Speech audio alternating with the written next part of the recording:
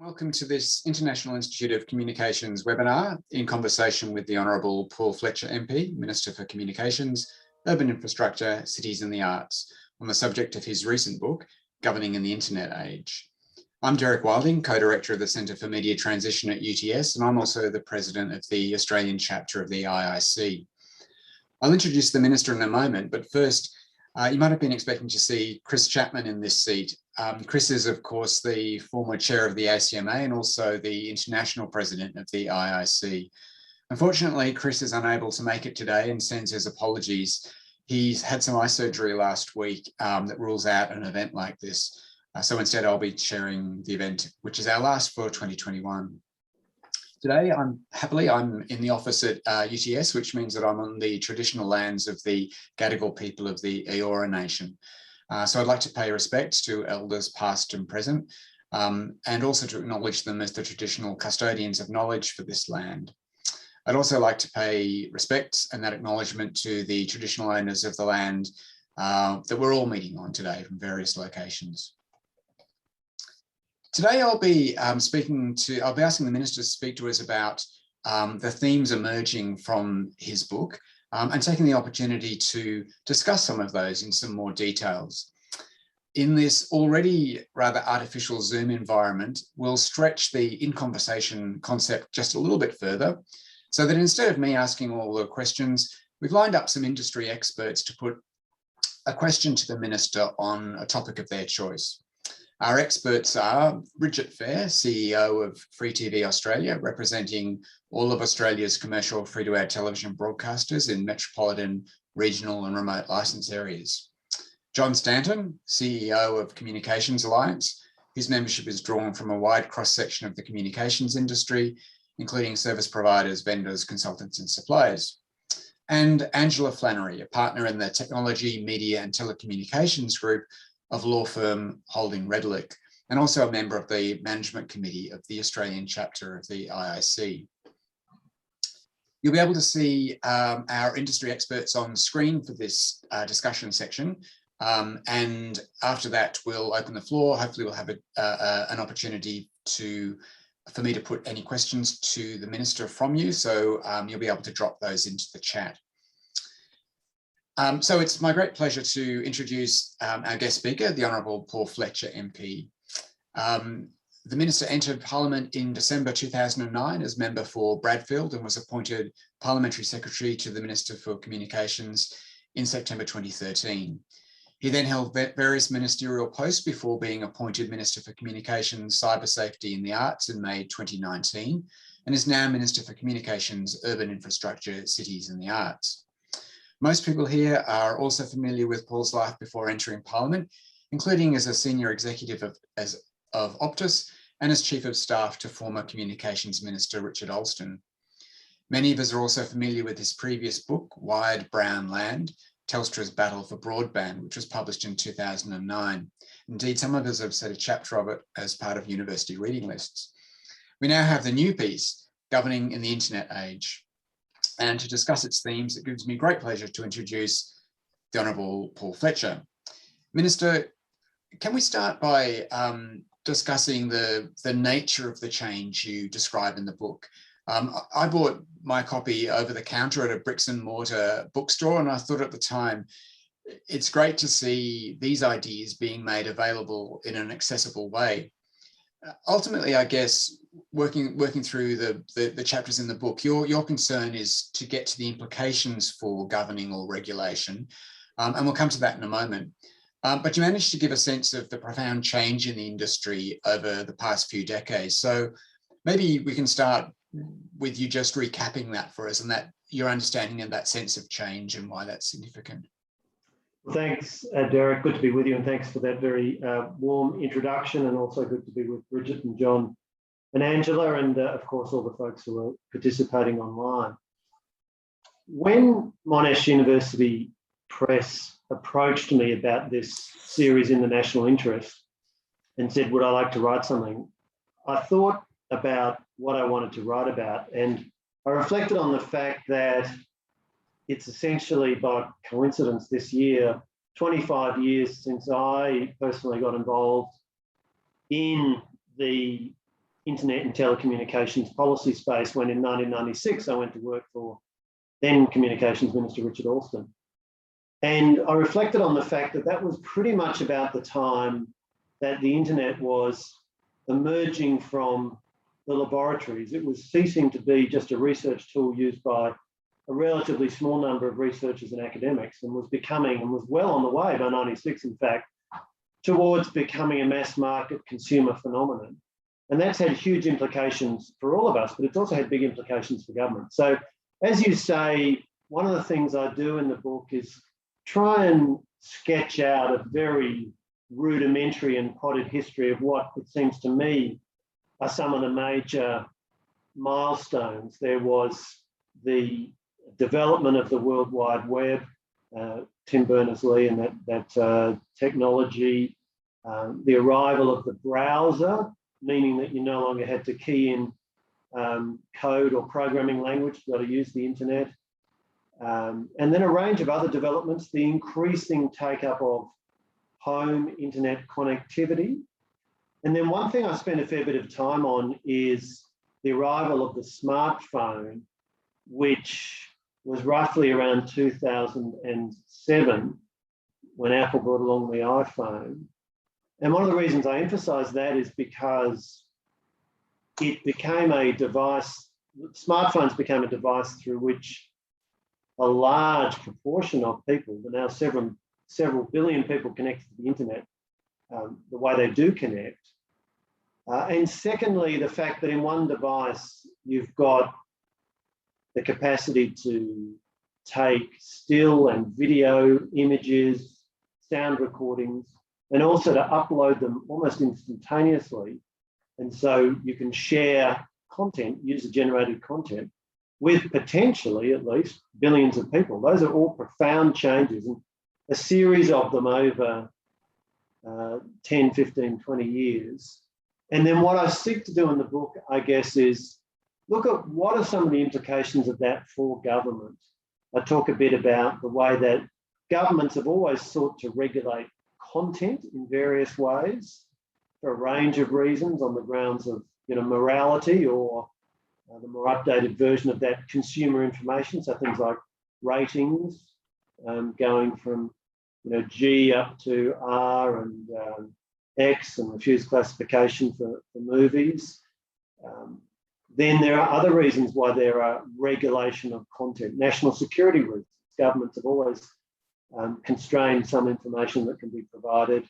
And then I talk about defamation and the way that people have always had a private legal right of redress when comment is in the public domain that might impact their reputation. And I spent a bit of time talking about, well, how's the internet thrown a lot of that up in the air and created big new challenges for what's a traditional role of government. I also spent a fair bit of time talking about what the internet means for consumers, the explosion of choice. And I do try in the book to express very clearly my view that the internet has been a huge force for good, a huge net positive in terms of giving us all much better connectivity with each other, much improved educational opportunities. Its commercial consequences have been profound, but naturally the things that governments tend to get asked to engage on are some of the challenges and risks that come with any new technology, and I spent a bit of time talking about that. So that's kind of a little bit of a kind of overview of what I try to cover. Okay, thank you. And some of that certainly we'll come back to in some specific aspects. Just I suppose thinking about that last comment that you made about the role of governments in having some role in shaping where things head. That's a key theme of the book. And it was interesting that you you've titled the book "Governing in the Internet Age," and you're interested in regulation and you're interested in governing. So I wondered if maybe you could say something about is your choice for the title of the book something to do with the nature of these challenges, or what's that distinction that caused you to take that approach in the title? So what I was seeking to do was talk about particularly the profound change that the internet has brought and what it means particularly for governments. There's lots of commentary and observation, as there rightly should be, about the many changes the internet has brought. But when you think about it from the perspective of government, it has had some very significant implications. One of those implications, of course, is that you've got these giant global corporations whose business is based upon the technology that the internet permits. And I reflect in the book that if you go back to the mid-90s, governments around the world probably had a view that the internet was going to be a million or a billion atomistic individual websites, many of them in places where the rule of law is not strong, be it Yemen or Kazakhstan, or choose a jurisdiction. And so there was, I think, a view that it was going to be very hard for governments to regulate what happened online. And I touch in the book on the strong strand of cyber libertarianism that was around in the mid-90s. John Perry Barlow's Declaration of Independence for Cyberspace, I quote from. So there was a view that the internet should be beyond government, that it was going to be this kinder, purer, better place. And then I chart the way that as the internet became a place where almost everybody interacts. I mean, in the ACCC's Digital Platforms Inquiry, they pointed out that over 19 million Australians use Google every month, over 17 million use Facebook every month. When almost every citizen in a democracy is interacting online, there's a very deep expectation from citizens that the protection of the rule of law will be available online. If something goes wrong online, you can go to government and get help, just as if you're interacting in the physical town square and something goes wrong, you can go to the police, or if you're ripped off, you can take action in the courts. People have that same expectation about the digital town square. So this notion that the internet should be beyond the realm of government didn't last very long. So I talk a bit about that, but of course, the profound challenge that millions of consumers in Australia are interacting with merchants around the world or with other people around the world on global platforms. And it's not immediately obvious which government ought to take the lead in regulating. And for a period of time, there was a real, I think, diffidence, lack of confidence on the part of many governments as to whether they could regulate what happened online. And I touch in the book on some of the various areas where certainly the Australian government has regulated and sought to regulate. We came to government in 2013 with a promise to establish what was then called a Children's E-Safety Commissioner, later became the E-Safety Commissioner. There's a lot of pushback from the global digital giants saying, oh, well, you don't need to do that because we look after the safety of our users. And Minister, you do realise that Australia could end up being a technology backwater if you do this. Similarly, under Scott Morrison as Treasurer, we removed the exemption from GST for purchases of less than $1,000 made online on the grounds that was not competitively neutral, and it put Australian bricks and mortar merchants at a disadvantage to global online retailers. And of course, at the start of this year, we legislated the News Media Bargaining Code. That was quite controversial. And there was a lot of resistance from Google and Facebook, including, as I chart in the book, a period where a day when Australians woke up to find that many Facebook pages in Australia had been turned off. And later in the day, they discovered to their surprise that the person had done that, the company that had done that, was Facebook themselves. So there have been a number of points at which there's been some tension between certainly the Australian government and global digital giants. And you can see similar examples.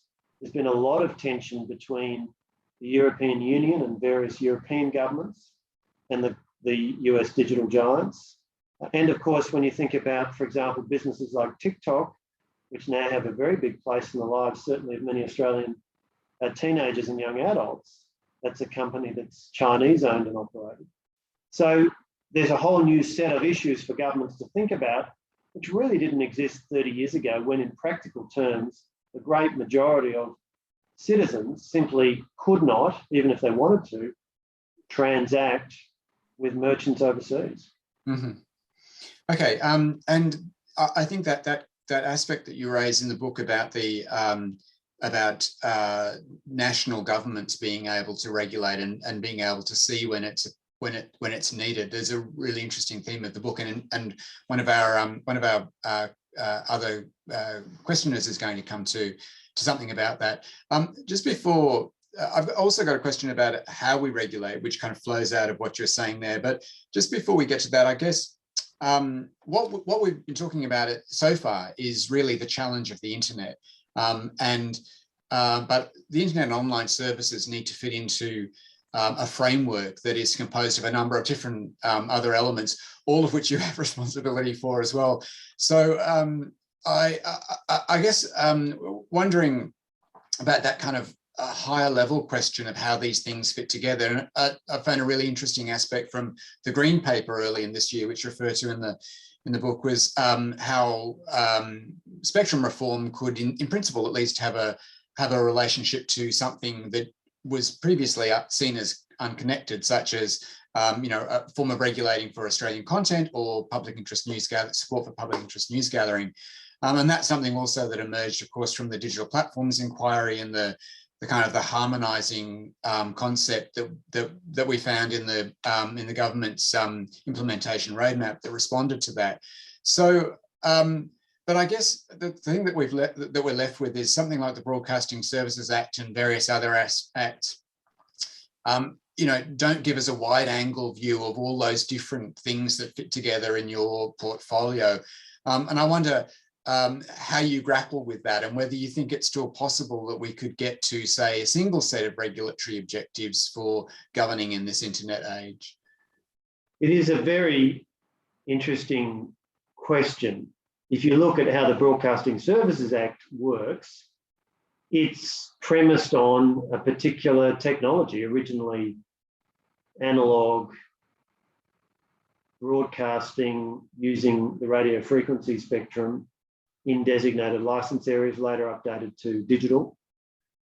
But of course, we're in a world today where the great majority of Australian homes have a flat screen TV, somewhere in the home, probably on the wall of the family room.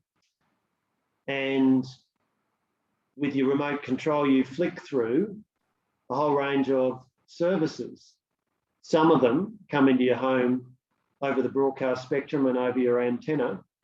Some of them come into your home using IP and over the NBN connection. And some of them are delivered over the television, but don't look like traditional television as we know it at all, because it's a streaming service, it's video on demand, and you click on an icon and you get a program when you want it and at your convenience. So the form in which the product or the service is delivered to the consumer doesn't map in any convenient one-to-one way to the underlying technology. And indeed, for most consumers, I don't think they give a second's thought as to whether, as I click through on my remote, is this coming over radio frequency spectrum or is it coming over the internet? And yet you've got a series of regulatory requirements on the free-to-air broadcasters in terms of Australian content, the amount of money or the proportion of what they broadcast, which is required for the Australian content, which in turn translates into how much they have to spend to acquire or produce that content. And yet they're competing for eyeballs with Netflix or Disney Plus. And to some extent, they're also competing for dollars. Obviously, one's an advertising funded model, one's a subscription fee funded model. But the way in which the internet has completely disrupted traditional assumptions about which businesses compete with each other has been very profound. And as you rightly say, Derek, the ACCC, one of their recommendations in the Digital Platforms Inquiry was that we should be seeking to harmonise media regulation. The idea being that you lower the regulatory burden on traditional businesses, and to some extent you look to what regulatory imposts ought to apply to the newer, overwhelmingly internet-based and typically or in large measure foreign-owned competitors. And so we've certainly done some of that, for example, already in materially reducing the specificity of some of the Australian content requirements on the broadcasters, the free-to-air broadcasters. While we haven't removed the requirement that 50% of content on their linear channels has to be Australian content, we've got much less prescriptive about how much of it has to be drama, how much of it has to be children's, and so on. And that reflects, amongst other things, the commercial reality that they are competing against completely unregulated SVOD offerings. But it also is about how do we support Australian television businesses and the production sector to be better placed to seize the new commercial opportunities that come with this new technology. The explosion of the streaming services globally is creating a big demand for content.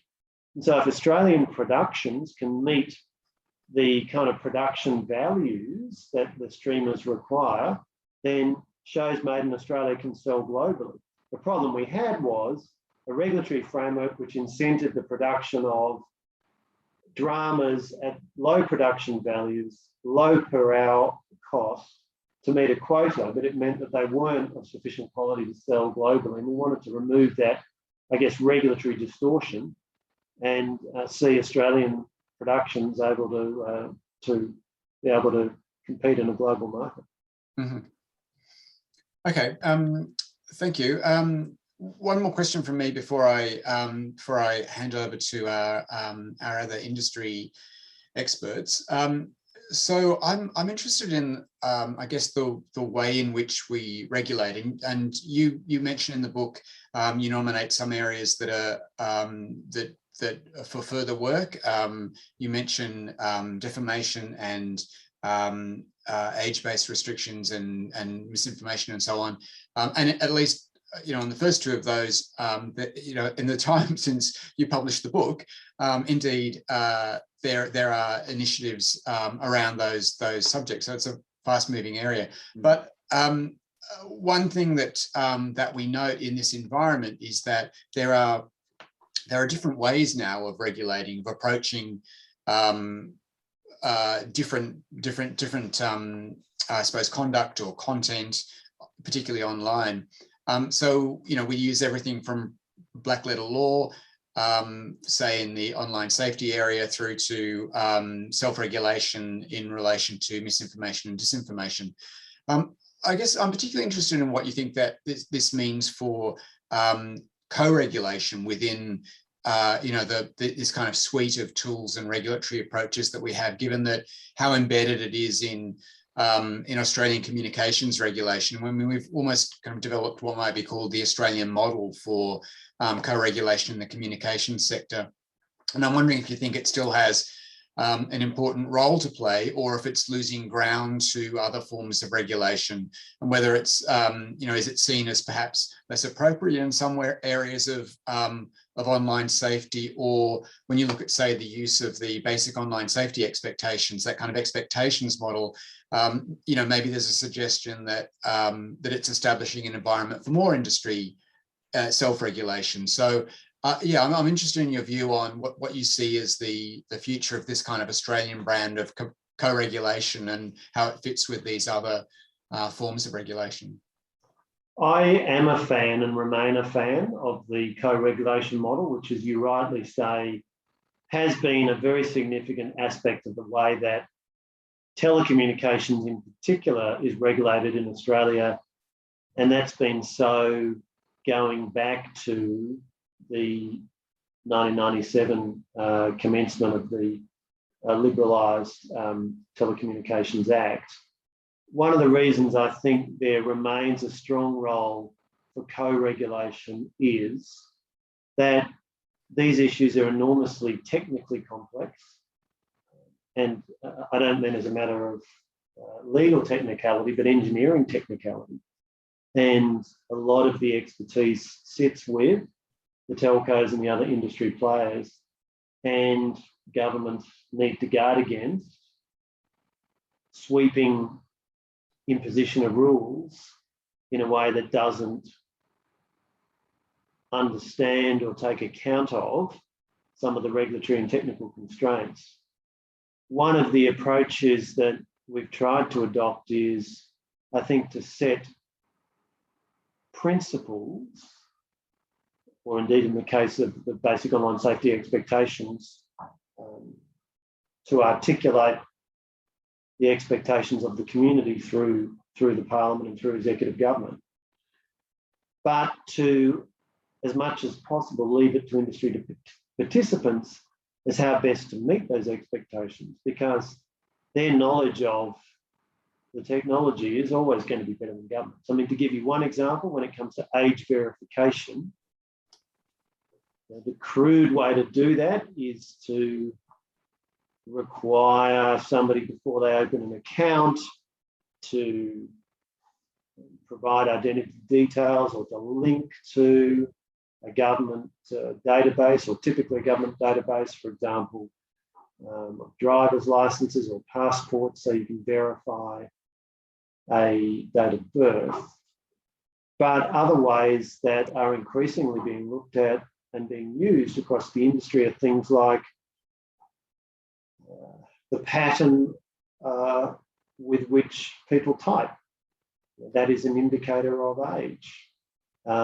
Facial appearance from a photograph or video. And when you put all these together in an algorithmic way, you can come up with some quite reliable indicators of age, not perfect, but quite reliable. My point is that government is much less likely to be able to suggest these as ways forward than industry is. And that's why co-regulation, I think, will continue to be important, and arguably as technology advances, even more important. Mm-hmm.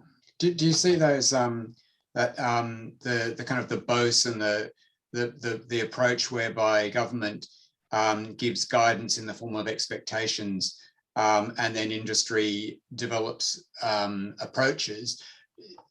Do you yourself see that as in a sense, a new form of co-regulation, or do you see it as something that's new and response for different set of issues? I think if you look at the way that codes developed by Communications Alliance have been part of the regulatory framework for now well over 20 years, I don't think it's a huge leap from that mechanism to the mechanism of something like the basic online safety expectations. Again, with the codes, of course, there'll be typically a section of the legislation which establishes the power under which the code is made. There may be, a statement of expectations from a minister or another instrument made by a minister, a regulatory instrument that kicks off the code-making process.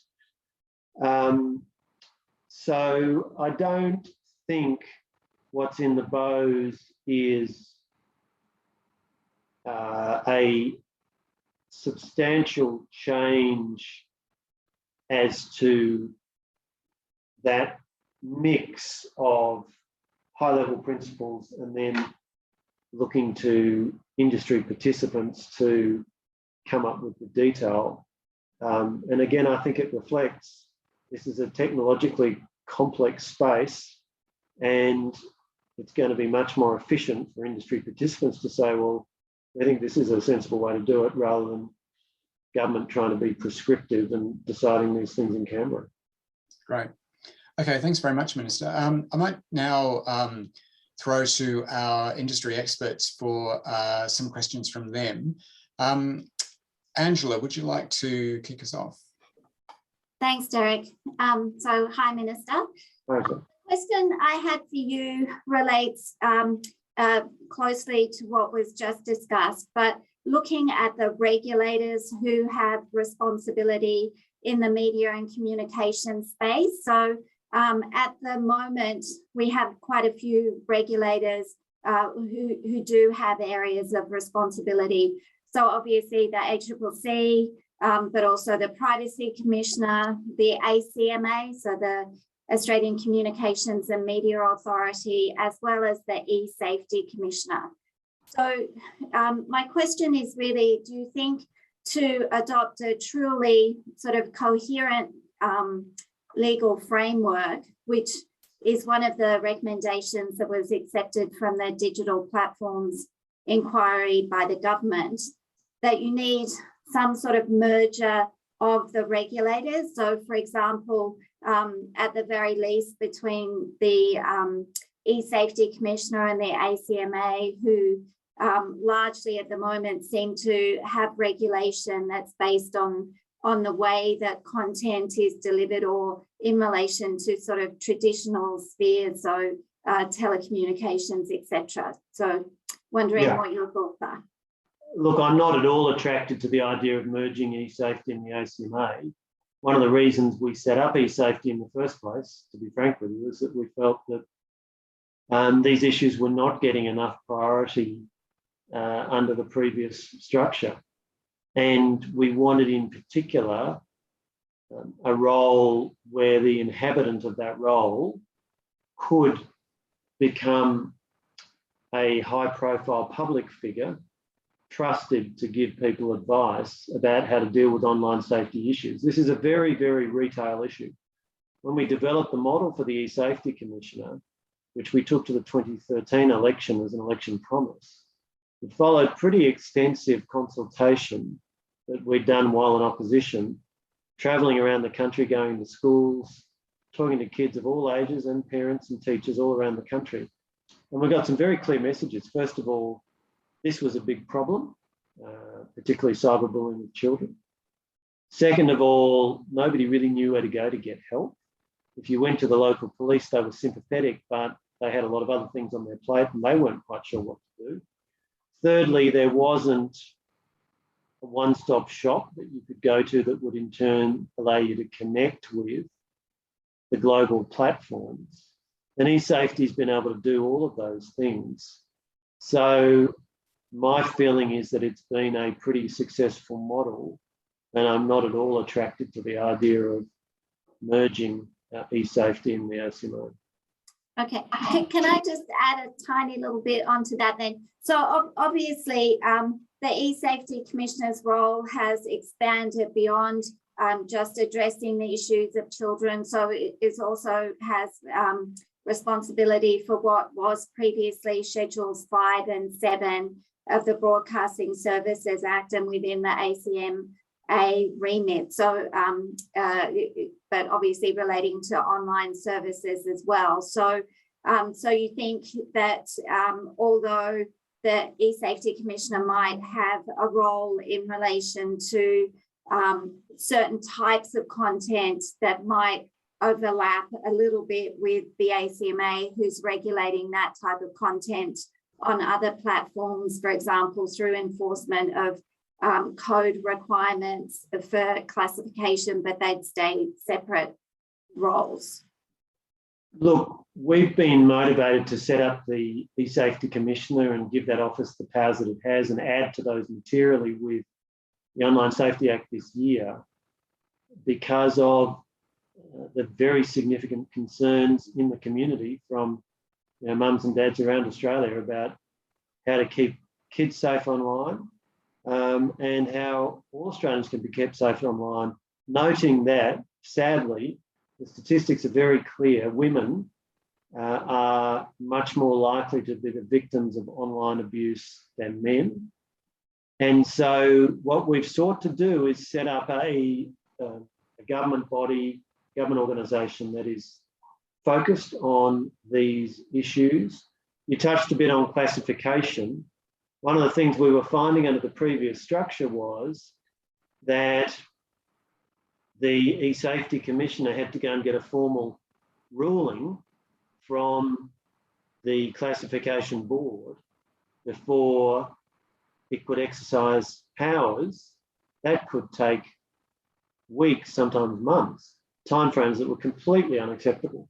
And so under the Online Safety Act, the E-Safety Commissioner now essentially has the power to, not to formally make a classification, but to determine what, in the view of the E-Safety Commissioner, the classification would likely be, bearing in mind that a threshold for certain of the powers is that it needs to be content that would be a refused classification. And so that's been one measure where we've expanded the powers of e-safety. And we've done that because we think it'll help in the desirable outcome of really appalling material like child sexual abuse material not being freely available and likely to be clicked on without warning by people who are using the internet. So look, I'm much more, and our government is much more interested in getting those kind of practical outcomes than we are about, where on a matrix of who's got what responsibility, whether the lines are neat or not. Thank you. Thanks, Angela. Bridget, maybe we'll go to you now if you're ready. Thanks, Derek, and thanks, Minister. It's been a very interesting travel through many of the concepts that you've covered in your book, which, as Derek's outlined, touched a lot on opportunities and challenges posed by the growth of the internet for governments. And of course, in your comments today, you've touched on how in the media space we're seeing a transition from traditional forms of delivery and in fact intermingling with newer forms of IP and internet delivery of content. In your book, you talk about these challenges being global ones, and we've seen the government, though, not wait for global action and take world-leading positions, as it did earlier this year with the News Media Bargaining Code. You've come out recently with some policies around media trolling, and in the book, you sort of identify, for instance, the News Media Bargaining Code as being an example of how the relationship between the global platforms and national governments is normalising. And I just wondered whether you, what other roles you see for the government in balancing the growth of the digital platforms and maintaining a national and public interest for a strong local media sector. So what's next, essentially? Thanks, Bridget. It is a very good question, and you touched there on the range of ways in which the growth of the global digital giants has impacted on the Australian media business. Clearly, as a government, we were very interested in this issue, and in the steps we took which led to the News Media Bargaining Code, one of the considerations was a competition policy issue. Namely, if Google and Facebook, as they do, compete with a Nine Entertainment Limited or a Seven West Media or any of the other Australian media businesses for digital advertising revenue. And one of the ways they're doing that is using content generated by those businesses, which costs money to deliver, and they're not paying for it. That's a competition policy problem. And that was a key reason why we asked the ACCC, our competition regulator, to look at it. But it's also a media policy problem. In a liberal democracy, we want a diverse media landscape and a range of different suppliers of news content so that Australians have a choice, including a choice of opinions and perspectives. Now, if you're running a global business like Facebook or Google, that's not top of mind in terms of your concerns. It's definitely top of mind for the Australian government, and I'd suggest for many Australians. So in terms of where we see a continuing role for government, we absolutely see a role for government because these considerations are legitimate, proper policy considerations. And we think that with the News Media Bargaining Code, we've arrived at a pretty effective regulatory tool. It's had the desired impact. I think Google to date have done 19 deals with Australian news media businesses. I think Facebook around 13, and we've seen announcements from a number of players, be it Nine Entertainment with Financial Review talking about employing more journalists, or News Corp employing more journalists, or the ABC recently announcing some 50 additional journalists focused on regional and remote Australia. All of that linked to payment streams these businesses are now properly receiving under the News Media Bargaining Code. Now, I talk in the book a bit about what's the right model to regulate a global business. I'm conscious that I just seem to have gone to black. Can you still hear me? Yes, we can hear you. Okay. Yeah. I'll keep talking while I'll ask my crack technical team to see if they can work out what's going on. I'd suggest the best thing to do is to disconnect the camera, and I'll go to using the camera on the laptop. I talk in the book about the analogy with how the Australian government and governments indeed in other smaller markets regulate the global automotive manufacturers. They produce, I think in Australia is around 1.2, 1.4 million vehicles sold. Globally there's hundreds of millions. Now, clearly we have an interest as a nation in having, excellent, we'll go to camera B. We have an interest as a nation in having innovative, cost-effective products available to Australian consumers. And that's true whether it's a car or whether it's an online service. But at the same time, we, under the Road Vehicle Standards Act, set the safety standards that cars need to meet to be lawfully imported into Australia. In most cases, we import by reference a set of United Nations global safety standards for motor vehicles. But there are areas where we have imposed our own national standards. And if you're Toyota or Volkswagen bringing a car into Australia, you have to meet those standards. So that, I guess the point I'm making along the way is that trade-off between some different considerations there. On the one hand, offering global products and services at the lowest price and with the most innovation to Australian consumers tends to be encouraged if we're using global standards. But on the other hand, we absolutely assert our right to regulate and set standards for the Australian market as to safety in particular.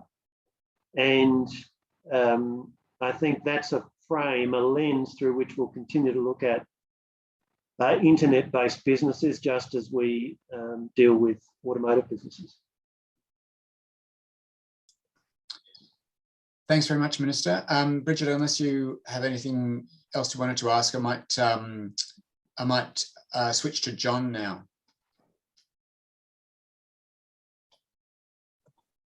Thank you. Good afternoon, Minister. Nice to see you. And let me congratulate you on that little technical rescue. I was waiting for you to call for a cable splicer and a soldering iron, but that would have been showing off, as we know. I'd like to ask, if I may, a slightly broader question about governing in the internet age. And I'm not sure if it's a question or a cry for help. Maybe it's a bit of both. But I ask it while acknowledging your credentials as a minister who is actually interested in deregulation and removal of red tape, and has a track record of having worked with industry to try to achieve some of that, which is great.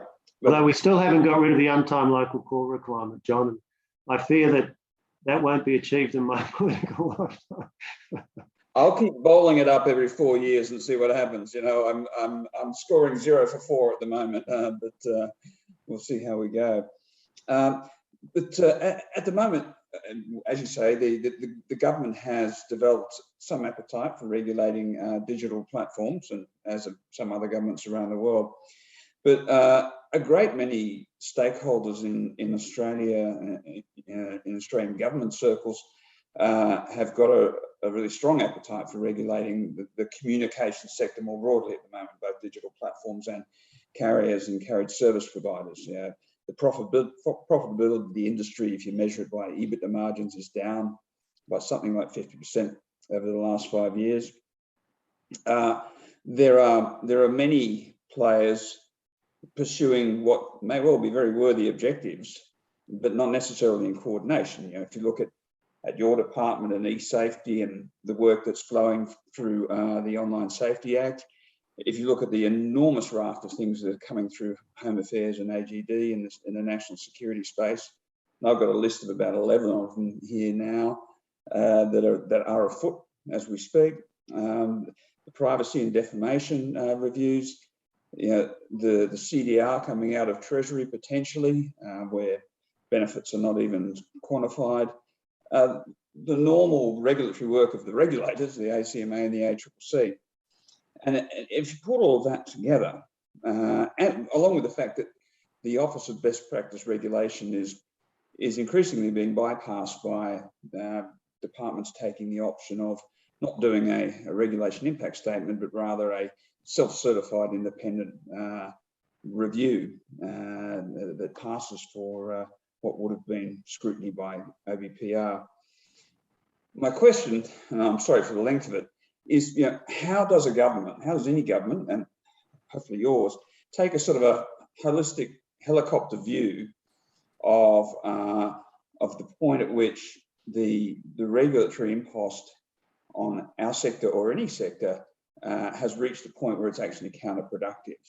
How do we get better coordination across government about managing the regulatory load? Because I look around the industry now, and I look at within my own organisation, I see people close to dying in harness. You know, we've never actually seen, you know, the regulatory load that's happening right now, and I'm sure it's in the interest of government to find a way to make that balance. I'd be interested in whether you have thoughts on that. Thank you. John, there's no doubt that the internet and the very large proportion of economic activity that now rides over the internet is of interest to just about every part of government. Over the past 2 or 3 decades, many governments have gone through this approach of saying, you know, do we need a minister for the digital economy? Do we need, you know, a specialised focus on internet policy? But to some extent, the entire economy now embodies the internet. The entire economy is digital. Now, we do have a Minister for Digital Economy, I might say, my colleague Jane Hume, who's very capable. She's a Treasury Minister, and her focus, naturally enough, is on, I guess, how the internet can underpin and support better outcomes for financial consumers. So she's got carriage of the consumer data right, for example.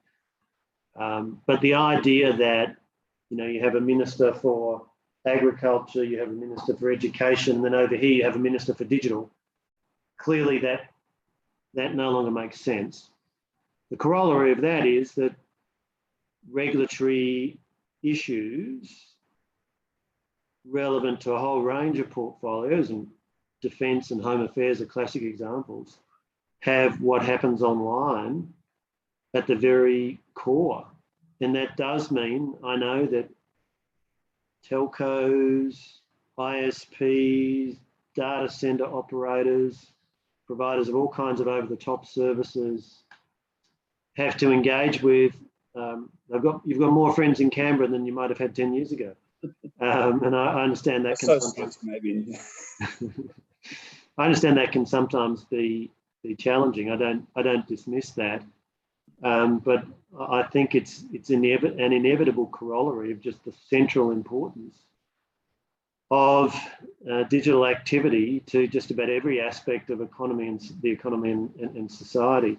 I might say that one of the things, a related point, John, that does trouble me a bit is that there tends to be a limited appreciation of the physical network layers over which the digital economy operates. And those physical network layers, particularly in a large, lightly populated country like Australia, are hugely, hugely expensive to build and to maintain. And it does trouble me somewhat, to pick up your point about the declining margins in telco, that the companies that build and maintain these networks are seeing margins narrowing, while over-the-top services are enjoying very high profitability. I do think that is going to be something that is likely to attract greater policy focus. And a corollary of that, you know, you think about the bushfires a couple of years ago. At the peak, I think on New Year's Day 2020, there were about 150 base stations off the air in New South Wales, Victoria and South Australia across all three mobile networks, overwhelmingly due to power failure, not due to physical failure of the base stations. But of course, the consequence of that is that all the network layers that ride on top of that, including FPOS, went down. And that was very, very difficult for people caught in, you know, tourist towns like Batemans Bay or Moruya being told by the New South Wales government, get back to Sydney. We want everybody who doesn't live locally to head back to Sydney so that we can focus on fighting these bushfires. But if you can't buy fuel or food, it's very, very hard to do that.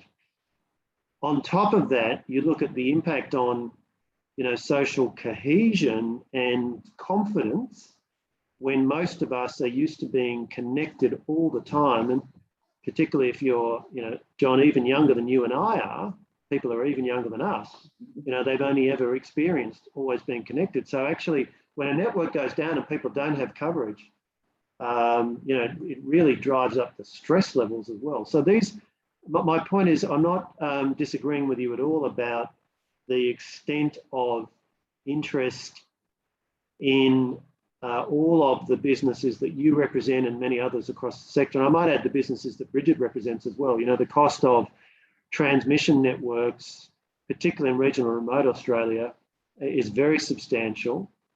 And, you know, these are services that millions of Australians rely on. So I do think one of the consequences of the issues you raised, John, is that we need to, I think, pay continuing and arguably renewed attention to the physical network layer, as well as all the multiple layers in the internet hierarchy. Thank you, Minister. Thanks, John. Thanks, Minister. We've got about 5 minutes left. And at the end, I'm just going to throw to my colleague, Michael Coonan, to tell us something about what's happening with the IIC next year. But I thought I might just end, Minister, by asking you to just maybe give us a few brief points on next steps in a couple of the important matters that you raise in the book. So you mentioned the importance of the News Media Bargaining Code, which will have a new phase next year in its review phase.